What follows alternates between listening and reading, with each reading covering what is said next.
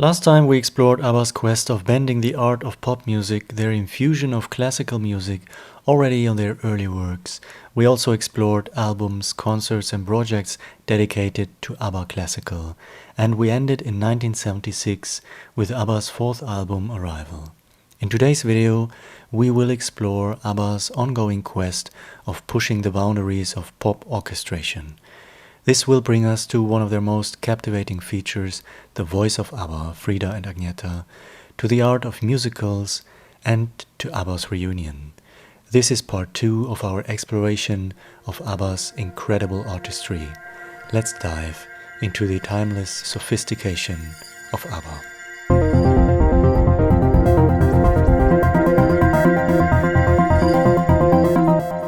Hey! So, classical music is often embedded in the art of musicals.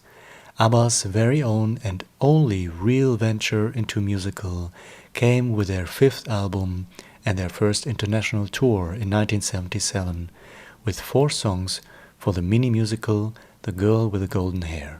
Especially the studio recording for I'm a Marionette gives us more of those dramatic classical vibes. On this tour, ABBA performed 2 historic concerts at the Royal Albert Hall in London. Benny couldn't believe the space he suddenly found himself in. I remember a moment in the middle of the Albert Hall night when I thought, good grief, Benny, this is you sitting here playing at the Albert Hall. Centuries ago, these majestic opera houses were specifically designed for classical music and engineered for brilliant sonic live experience. That, in turn, brings us to the rise of modern arenas, the emergence of new technologies, microphones, sound systems, lighting spectacles, brings an intriguing shift to equally purpose-built arenas designed for technological immersion. It brings us to ABBA's own arena.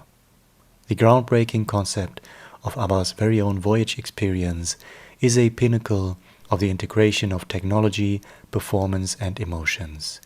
There are undeniable parallels between this specific design for the mixture of live music and digital illusion, the ABBA Arena, and the equally deliberate architectural designs for classical opera houses.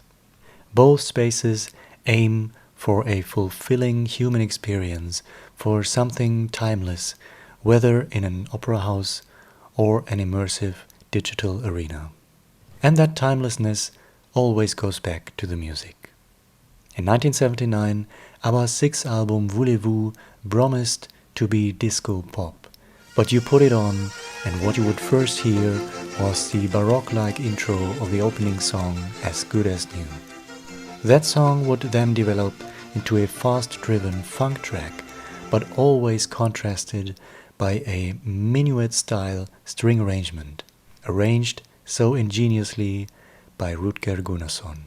On the same album, another important key figure became Anders Elias, sharing the job for string arrangements with Rutger Gunnarsson. Elias would continue to work with Björn and Benny on their majestic musicals in the forthcoming decades, Chess and Christina. And ABBA was pushing boundaries of pop orchestration with their blend of synth and symphony. On top of all that, one of the most captivating features in ABBA's sounds is the voice of ABBA.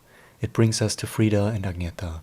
ABBA's harmonies, for all their catchiness, often have sophisticated counterpoint techniques, something that is associated with classical music.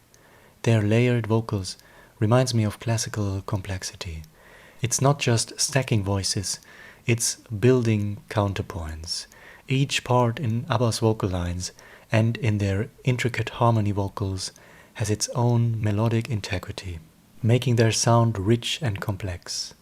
Listen to this excerpt of Angel Eyes, an incredible blending of strings with these very high, very hidden vocal harmonies that literally shimmer like magic glitter across this track.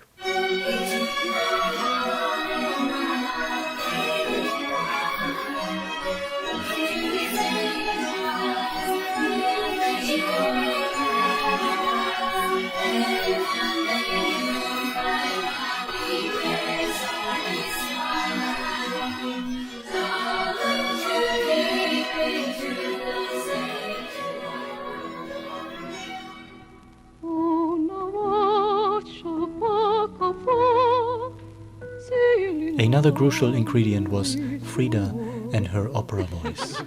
ABBA would make constant use of this feature, more often than we realize, as it was often, as so many other details, hidden deep in the complexities of ABBA's recordings. Here is an unbelievable excerpt of isolated vocals for Chiquitita, revealing such an operatic moment, very brief, but, like all their details, crucial for the overall feeling and integrity.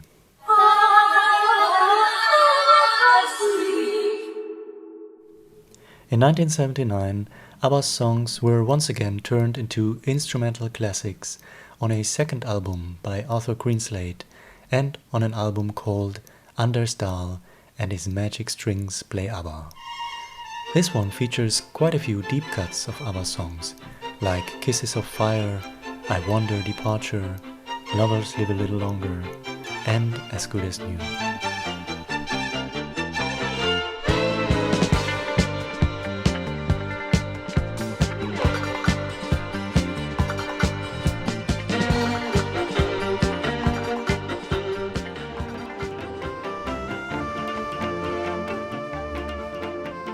In 1980, ABBA's song Lay All Your Love on Me was probably the most disco-oriented song on their penultimate album for the time being, Super Trooper. But it was also the one song with more input of classical elements. Just listen to Benny's synthesizer magic on this isolated track from the new Dolby Atmos mix of the song.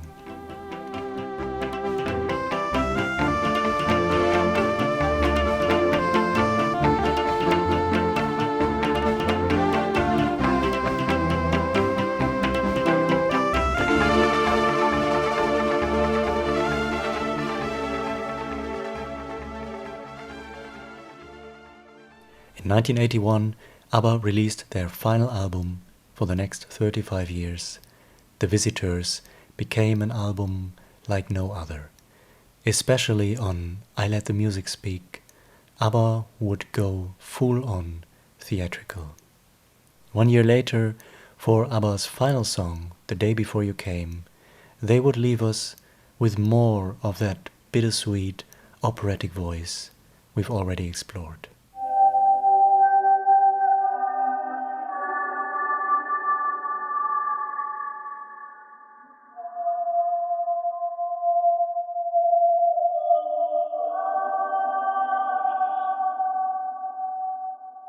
What a way to go out. But this would not be the end of ABBA. In the meantime, Björn and Benny would continue to explore classical music in their musicals Jess and Christina. Some personal highlights from Benny's solo career are his solo debut Klinga mina klockor, Benny's choir album from 2015, and Piano from 2017, bringing together all those classical flourishes. But I think some of Benny's most masterful works in terms of classical and melancholy were 3 recordings done for this rare CD soundtrack single for the film Songs from the Second Floor.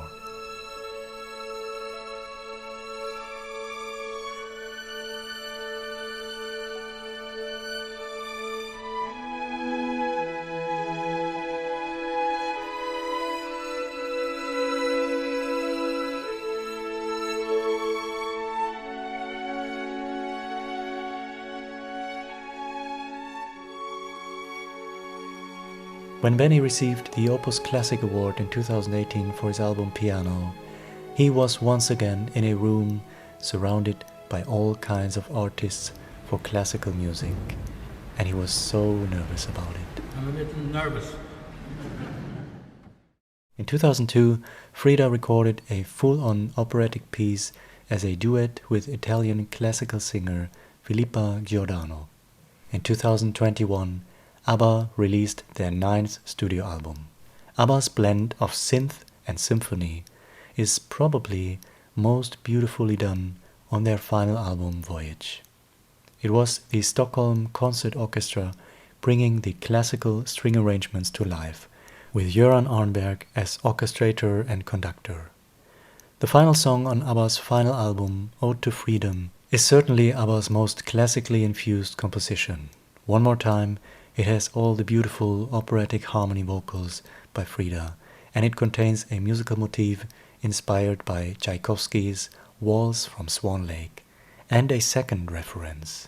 The mournful three notes that connect the first and second verse, and which bring the song to an end, is a reference to a Norwegian romantic composer Edvard Grieg and the movement Death of Åse from his Peer Gynt suite. In 2022, Ode to Freedom was performed live with Benny on piano, arranged for choir and soloists by Göran Almberg. This performance brought ABBA's classical magic to the stage one more time.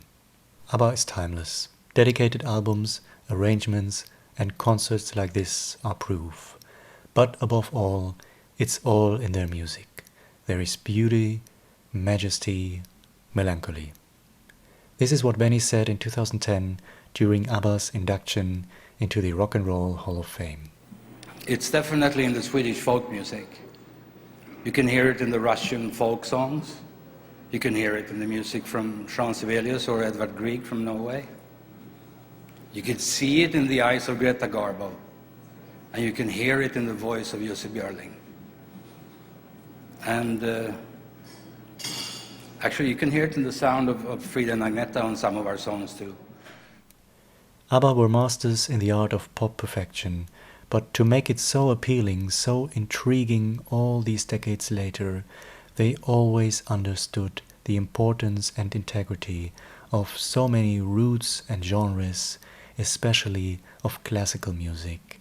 They understood the perfection of stacking and layering vocals upon vocals. And they made it timeless. This is what we can call artistic sophistication.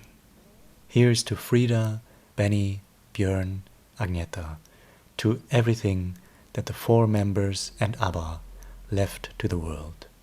We are forever grateful, and we never cease to be thrilled and amazed about this unbelievable legacy.